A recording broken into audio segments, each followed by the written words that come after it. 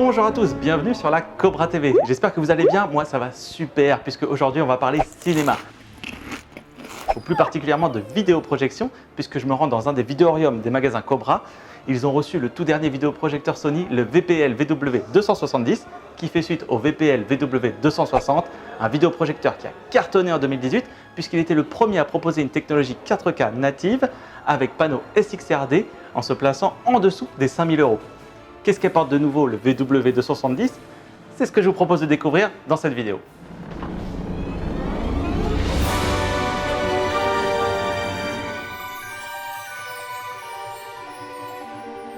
Alors, pour vous parler de ce produit, je reçois Maxime Lemoine, responsable marketing vidéoprojection chez Sony. Salut Maxime. Salut Benjamin. Ravi de te recevoir sur la Cobra TV. Et moi de même. Donc alors, est-ce que tu peux nous faire une présentation simple du vidéoprojecteur VPL VW270? Ouais. Alors le VPL VW270, c'est un projecteur qu'on a annoncé lors de l'IFA de Berlin donc, en septembre 2018. Sa particularité en fait, c'est d'être un vidéoprojecteur 4K natif, donc des vraies matrices 4K sur ce vidéoprojecteur. Qu'est-ce qu'il apporte de plus par rapport au modèle précédent? Alors le gros changement en fait, c'est un changement qui n'est pas forcément visible de l'extérieur, c'est vraiment à l'intérieur du vidéoprojecteur. On a changé le processeur en fait, de ce projecteur. On emprunte un processeur X1 des écrans Bravia de chez Sony. On bénéficie en fait de la puissance de calcul de ce processeur et ça nous permet plusieurs choses en fait. Déjà au niveau des connectiques HDMI, on a un débit qui est amélioré, on passe sur un débit de 18 gigabits seconde en fait. Visuellement, ce que ça nous, qu'est-ce que ça nous donne permet, du coup, voilà. Alors principalement le motion flow. Le motion flow en fait c'est l'interpolation d'images maison par Sony qui permet de fluidifier vraiment l'image. Auparavant, on n'était pas capable de l'activer sur un contenu 4K ou Ultra HD.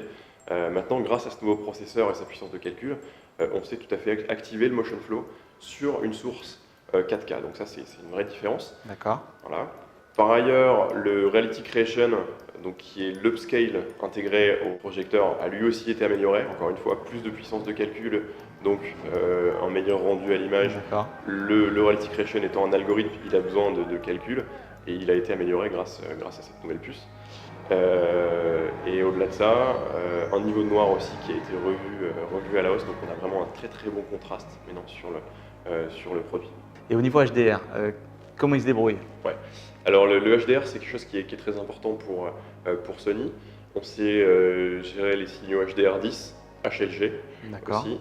Et on a vraiment amélioré encore le rendu HDR sur ce VPL VW270 grâce au nouveau processeur. Il faut savoir, c'est que dans les projecteurs Sony, il y a une fonction qu'on appelle HDR contraste en fait, qui permet d'améliorer encore le rendu lumineux du vidéoprojecteur. La complexité en fait en projection, c'est qu'on a moins de luminosité que sur une dalle, qu'elle soit LCD ou OLED. Donc on a besoin d'un algorithme en fait, interne au vidéoprojecteur qui va détecter les besoins en lumière, donc les pics lumineux.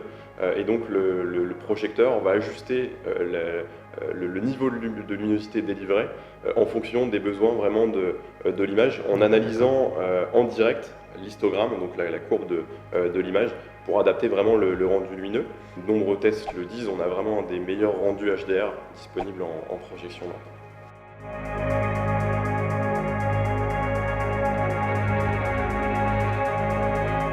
Bon, ok, donc tout ça c'était un discours donc, du coup très technique. Maintenant j'aimerais plus rentrer dans l'usage. Donc moi par exemple, voilà, je me procure ce vidéoprojecteur. J'aurais aimé savoir s'il y avait des modes prédéfinis pour l'image. Ouais, alors ce qui fait la réputation des projecteurs Sony, c'est qu'en sortie de carton, comme on dit, ils sont tout de suite bien réglés. Après, libre à chacun de vraiment utiliser les pré-réglages qui sont disponibles dans le projecteur. Je pense à plusieurs réglages. Il y a un réglage cinéma qui va donner un rendu assez chaleureux à l'image, assez chaud. On a une image référence. Alors ça, personnellement, c'est mon type d'image préféré, c'est mon fidèle, je trouve, à la réalité du film, en tout cas à la volonté des réalisateurs. Ensuite, on a un réglage type TV lumière. Alors là, c'est pour les gens qui vont installer le projecteur plutôt dans un salon ou dans une pièce de vie, qui ont besoin de plus de luminosité à l'image. Voilà. En tout cas, avec chacun de ces modes, l'utilisateur pourra trouver l'image qui lui correspond et c'est vraiment pas compliqué, je veux dire. Dès lors qu'on le branche, le produit est bien réglé.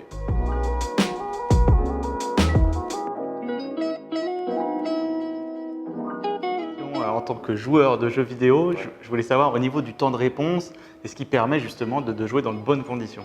Oui, tout à fait. On a justement, parmi les pré-réglages, un mode jeu vidéo.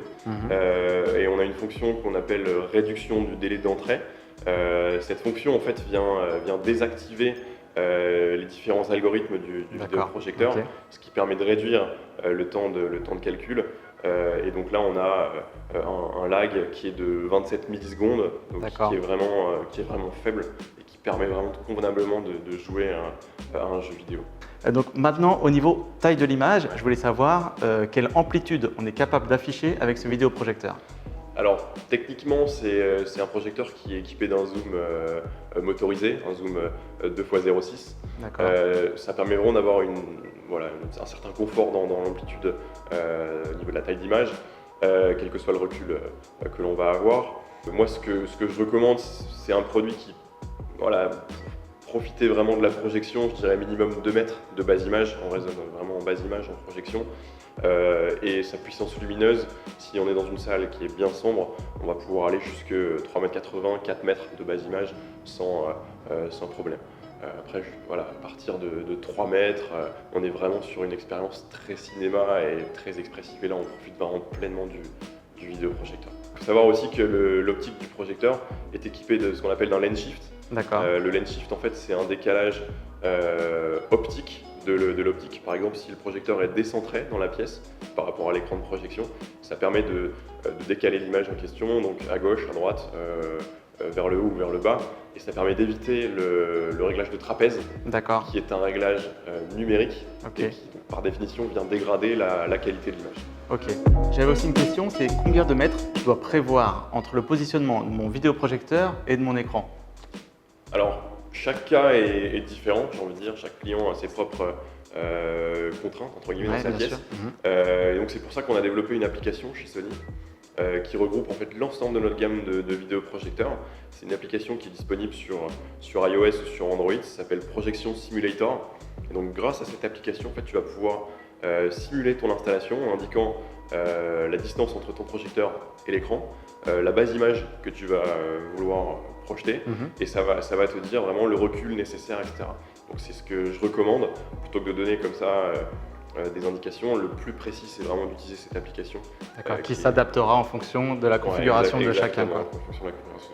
Et est-ce qu'on peut envisager d'utiliser ce type de matériel dans un salon ou est-ce qu'il faut avoir une salle dédiée? Alors c'est sûr que l'idéal, le Graal, je dirais, c'est vraiment la salle dédiée, la salle noire, pour vraiment pouvoir reproduire au mieux les capacités du projecteur en termes de contraste, etc. Après, on peut tout à fait l'installer dans un salon. C'est d'ailleurs pour ça qu'on a sorti une version blanche du projecteur. Les versions blanches se vendent très bien et sont plus à destination des salons. On aura également un très bon rendu. Un petit conseil que je peux donner, si on peut se le permettre, c'est bien d'opter pour un écran technique, une toile spécifique en fait qui va permettre de rejeter les lumières parasites, les lumières qu'on peut avoir dans un salon par exemple, et optimiser vraiment le contraste du vidéoprojecteur. Donc la 3D est disponible sur le vidéoprojecteur. C'est un mode qui a été abandonné sur les téléviseurs. C'est vrai. Ouais, bon, on considère que la 3D a encore du sens en fait en projection, parce qu'on a vraiment une expérience très très cinéma. La 3D prend aussi plus de sens sur un écran qui va être grand. C'est vrai que sur un téléviseur, on a un cadre qui est quand même plus petit et la 3D est moins agréable. Là, on est sur une 3D active en plus sur la projection, et on croit toujours chez Sony en la 3D. Il y a, c'est vrai, peu de contenu, mais les contenus qui sont disponibles sont vraiment qualitatifs maintenant, et ça permet d'avoir une expérience qui soit la plus cinématographique possible. Maintenant, côté durée de vie de la lampe. Ouais. Qu'est-ce que ça donne? Alors, on est sur des lampes qui ont une durée de vie de 6000 heures, donc c'est quand même beaucoup hein, si on fait le calcul. En moyenne, un projecteur, si on l'utilise en usage cinéma essentiellement, pour regarder des séries, des films, on va l'utiliser à peu près 400-500 heures par an en moyenne. Donc ça permet quand même déjà d'avoir du temps devant soi avant de changer la lampe. Ce qui est recommandé, c'est vraiment d'opter pour les lampes officielles Sony lorsque lorsque la lampe doit être changée.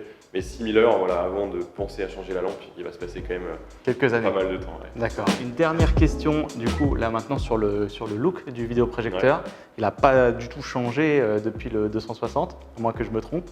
Alors, il est 1 cm plus épais, on va dire, mais grosso modo, le design est similaire. Et au-delà de ça, ce qui est intéressant, c'est vraiment le refroidissement du projecteur.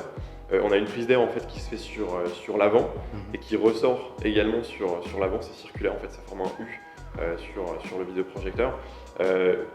Quel intérêt en fait? Tout simplement, ça permet de le plaquer dans une niche. On peut coller en fait l'arrière du projecteur contre le mur, ce ne sera pas du tout gênant, on n'a pas besoin de laisser d'espace, donc ça permet vraiment d'optimiser son intégration, surtout dans le cas où on voudrait l'intégrer dans un salon ou une pièce de vie.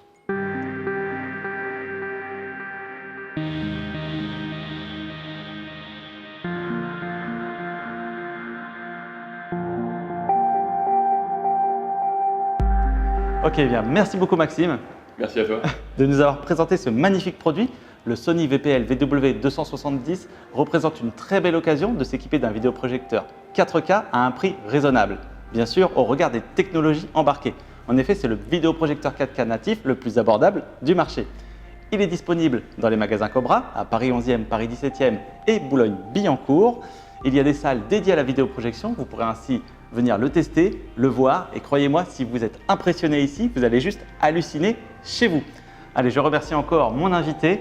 Merci à toi, Benjamin. À très bientôt. Je vous dis à bientôt aussi sur la Cobra TV pour des news images et son.